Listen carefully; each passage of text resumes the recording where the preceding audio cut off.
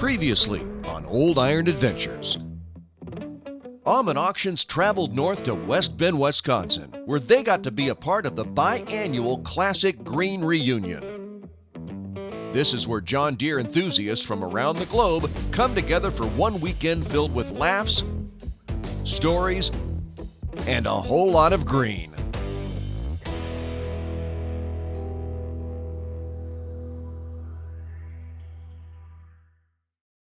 Aumann Auctions has been in business for over 60 years and has been the leading force around the world in vintage power. And we're going to show you why. Through adventures around the world, you'll see vintage tractors, trucks, cars, memorabilia, and so much more. Aumann Auctions isn't just an auction company, but a group of men and women with a passion for the stories behind these items. Welcome to Old Iron Adventures.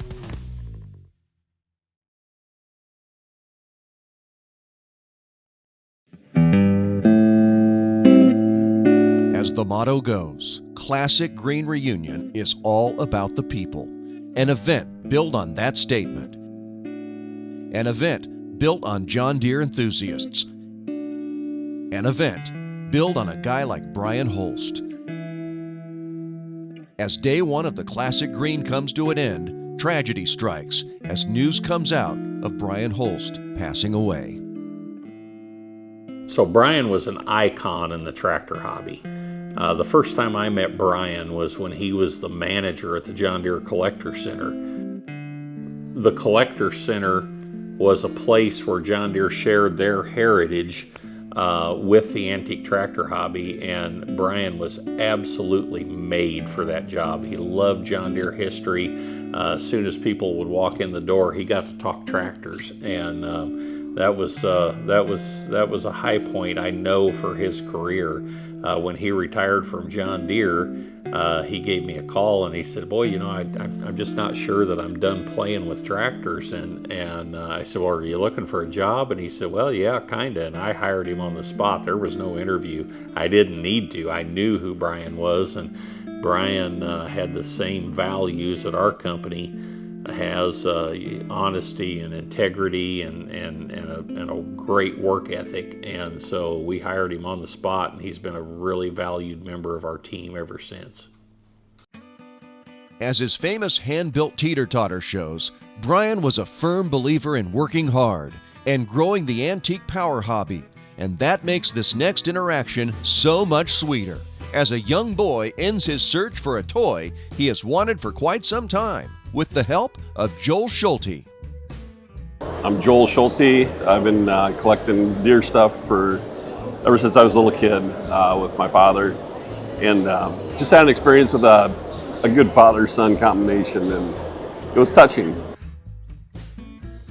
So this young man came with his father, and he was interested in the picker that I had, and obviously I didn't have a toy tractor to go with it, so I knew I had something along in the collection I haven't dug out yet, so I was able to do that overnight, and I came up with the combination for them, and they're walking away just happier than can be. So I've been on the look for a special toy tractor for a long time. It's a model 630, which my dad actually owns one, and a mounted corn picker for it. And I've been looking for this for probably a year or two now, because it's always been cool to have in my collection, because I've never actually had a corn harvesting machine. I've been in the hobby since I was his age, honestly, going to the two-cylinder expos when they were up in Iowa back in the early 90s. And I'm a two-cylinder guy. I own a 630 myself, but getting my son involved, I mean, it's really exciting. He's the one driving the bus now. He's the energy, he's the excitement. And I'm not a toy collector, to be honest. I've got a few of models that I have the actual tractor, but he's so stoked. And he loves the vintage stuff. You know, it's not the new shiny brand new stuff, but he likes the stuff that's got a little wear and tear and just feels real. Obviously I saw a lot of that enthusiasm that young kid has, and that was myself coming up through the ranks and with Dad, and his dad being there with him, it just brought back a lot of memories, and it's fun to allow that to happen and to give it back to the community, or give it back to the hobby, I should say. So.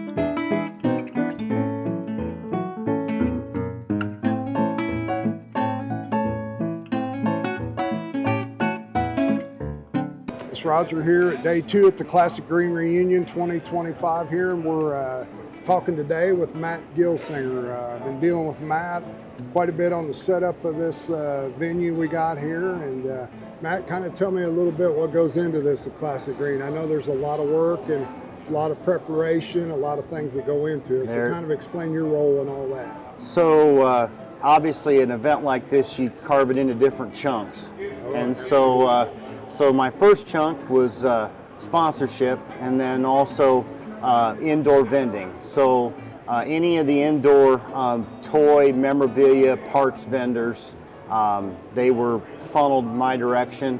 And then the facility here at the Washington County Fairgrounds, this particular room is what I set up. So looks like you did a great job. Looks like the building's full. You got a lot of good vendors in here. So yes, we do. Looks like really, this might, you correct me, I know you've been to several of the events too, but it appears to me that maybe this is the biggest vendor event you've had. Have you had more at any of the other ones, or is this? The counts that I have from the previous event, I think there's more vendors in here. The outdoor swap meet, I wasn't a part of that, but I do know the grounds is very full overall. Yes. We managed the space very well. We were, I think, very efficient with the space here this time around. I can tell you love what you do, and here at Classic Green, you know, you go right back into that. It's about the people and great event, and you've done a great job setting it up here in the vendor space, and we appreciate it. We're proud to be sponsors of this event, you know, and like you said, you mentioned about being on vacation. I don't think if you're in our business, we're ever on vacation either. No, and it never stops. So. Yeah, it does, and I guess on behalf of the organization, the sponsorship, you guys, your involvement is just, we appreciate it so very much, and it's quite a partnership, and you know, that's the thing I think is, as we all get older in what we do, whether that's at work or in our hobbies or in our churches or community organizations, those relationships, that's really what it's all about. It's all about the people. It is. That's right. Well,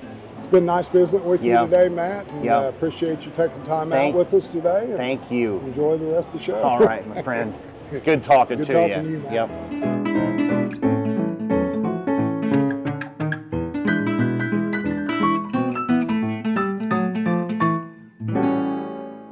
Classic Green is just a very neat opportunity. As a former board member, I can talk about the opportunity is bringing people together. You know, the 2 days that we've been here already, just meeting people from California and New York, and just bringing people together. And I've always said about that is we have iron and tractors and equipment, whatever it may be, coming to these shows, but that's just kind of the glue that holds us together a little bit. You know, we get together, you meet people, you share stories, and you know, when you meet them at the next show or the next Classic Green or wherever it may be, it's just you establish that relationship, like, hey, I remember you, or I met you there, or I talked to you. And it's really about building the connections with people, and that's how this, you know, this event, again, this is our 4th one that we've been to. It continues to grow. As you know, you can see here, it's just it's a vast amount of people. It's just, you know, I know it's an overused statement, but it really is about the people.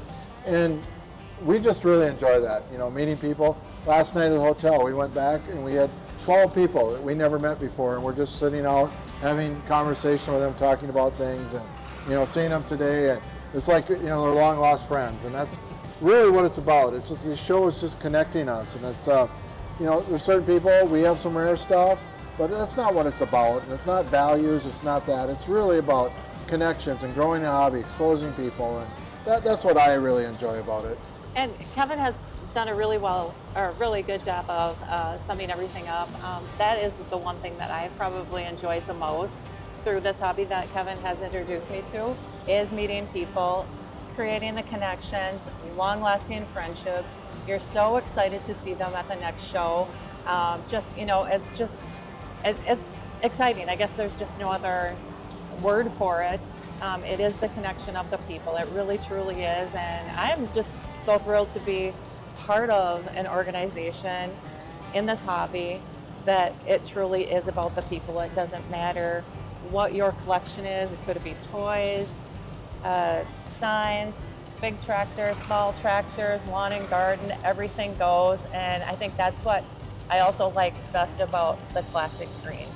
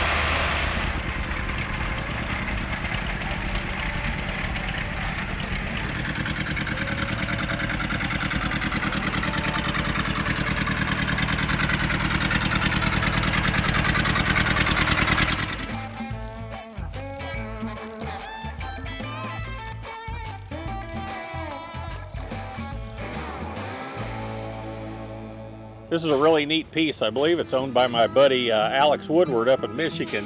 This jumped right out to you, didn't it? Yeah, you never see these fertilizer spreaders still intact. A lot of them rusted out over the years from actual use with fertilizer because it just eats metal away.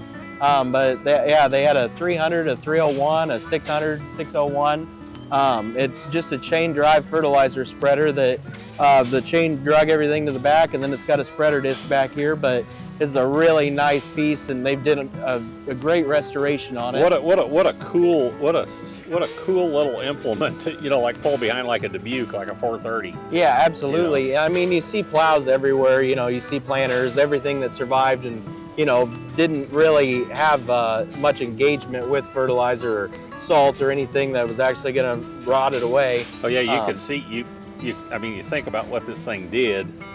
That's why there are none. Yeah, 100%. Boy, he's got it all optioned out too, doesn't he? Yeah, I mean, it was a nut and bolt restoration. Everything is brand new, and he's got an implement warning light on the back. It's just a nice touch that really makes the piece stand out a little bit more. Yeah, so that was an optional thing, and I think even the tractors for other implements they had an optional one that would tell me if I'm wrong. It would set on the fender, and then when you were pulling your implement, you'd unravel it and take it back and put it on the implement. Yeah, so it just mounts in an SMB holder, and then it plugs into the 2-pin on the back of the 2-cylinder or a new gen tractor, and you could just take it back to your implement, put it in that SMB holder, and then of course tractors had their own optional warning lights too, but I mean, you don't see very many. Yeah, that's a super cool option. Oh man, hey, let's walk over here and look at this. This is super cool. So this is a little 150 Lands combine. So this is a German combine, European combine, and you look at the size of it, and you think it's almost like a miniature or some kind of like a seed combine. But those small farms over in Europe really demanded a small combine like this. Yeah. And it wasn't very many years before the development of this combine that they were still using reapers and binders. Yeah, and this thing's basically the European version of a John Deere 40 combine, which is the smallest self-propelled combine that John Deere made in the States. You could get it with I believe a 2-row header, or a 2-row corn head, or you could get it with an 8 or 10 foot platform, which was just the tiniest thing on the market, but it was actually made a few years after the 55 was in production. So after they had made a self-propelled combine, the 40 was the answer to the end of the pull types. For Yeah. a 30 pull type basically went into a 40 self-propelled. Sure. And speaking of Lands, there's a great Lands tractor over here, and this is a Lands potato digger, which we'd like to show you this. In fact, it's even dug some potatoes. But the auctions that we've conducted over in Europe, we've actually ran into quite a few of these. This was a design that was real popular, and it's so much different than American potato diggers, which had the big point on the front that would lift the potatoes up, and then a shaking screen to separate the dirt from the potatoes. This took a different avenue where it's got a cutter, but then it would actually use those fingers, and they spun and would actually windrow the potatoes and shake the dirt off of it. So they're really, really neat to see running. And boy, they've got it behind a Lands John Deere tractor here too. So obviously you don't see this kind of stuff in the States that often, but they're really great tractors, and there's some real neat engineering involved in them.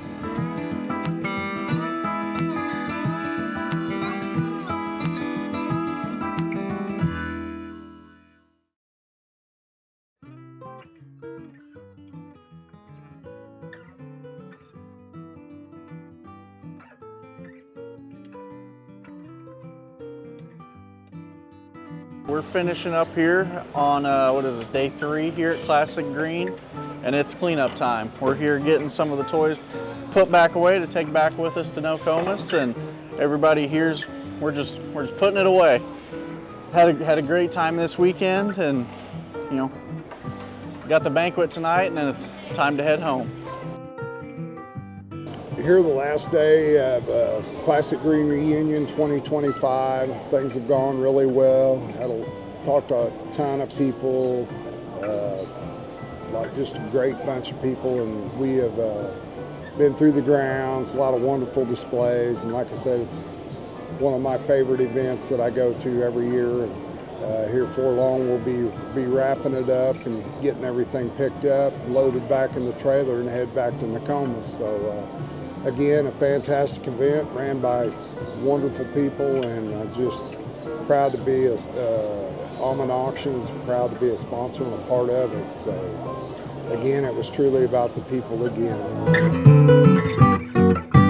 Real downer to the event here at Classic Green was our own Brian Holst, my friend, my co-worker, very great, humble person, and he passed away here, and he had a struggle with cancer and didn't make it through. But Brian, I've known Brian for many years. He was one of the early people that was running the collector center down there on John Deere Commons. That's where I got to know Brian in the early 2000s. He was just always a very polite, humble guy. He will be sorely missed by Aumann Auctions. He was just a fantastic co-worker, just always pleasant to work with, and I'm going to really miss Brian. He was a good friend of mine, and he was a good person.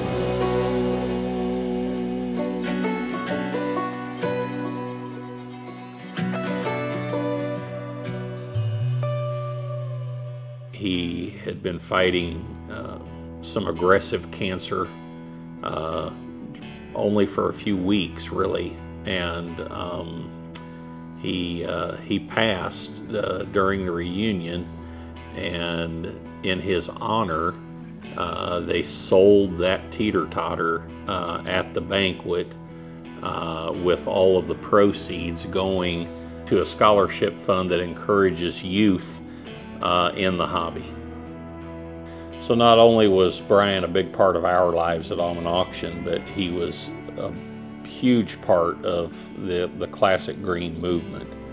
And it was a very emotional time to sell the tractor teeter-totter that he had built. Everyone there knew what the circumstances were.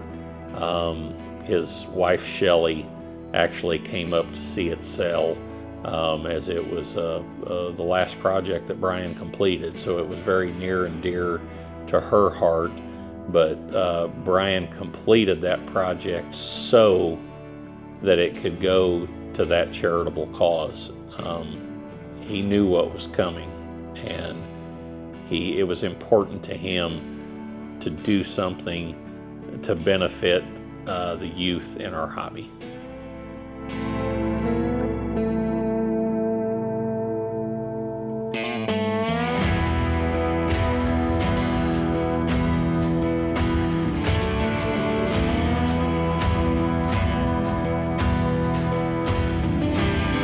So not only did Brian work with us, but Brian was a good friend, and big old belly laugh, you know, whenever he had a great sense of humor. He was a humble guy, always kind of liked to stay out of the limelight, to be honest with you, whenever he had every right to be in the limelight. But he was just a genuine human being, a little bit of a hard-headed German, just like I was, which we teased each other about all the time, and he'll be sorely missed here. As Brian once said, until next time, guys, keep your hand on the throttle and your paw on the ground.